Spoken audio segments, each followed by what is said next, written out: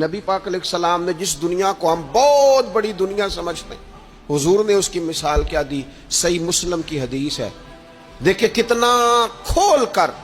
اور کتنا آسان کر کے رسول پاک ہمیں بات سمجھاتے ہیں۔ دنیا کیا ہے، آخرت کیا ہے، یہ والی زندگی کیا ہے، آخرت کی زندگی کیا ہے، بالکل کھول کر واضح کر کے نبی پاک علیہ السلام فرمانے لگے دنیا اور آخرت کی مثال اس طرح ہے جس طرح دریا بہ رہا ہو اور کوئی آدمی اس میں انگلی ڈبوئے،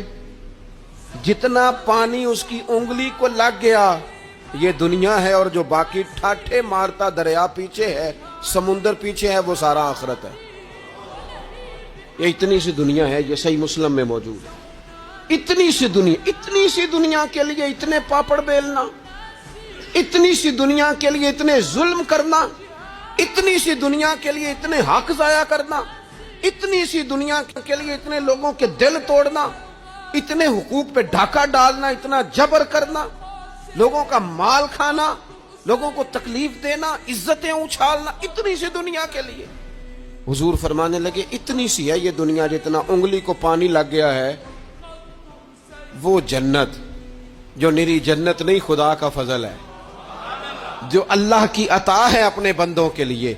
میرے کریم فرمانے لگے اس جنت میں وہ نعمتیں ہیں نہ کسی آنکھ نے دیکھی، نہ کسی کان نے سنی، نہ تمہارے دل پر کبھی خیال ہی گزرا ہوگا کہ ہمارا رب ہمیں یہ عطا فرمانے والا ہے۔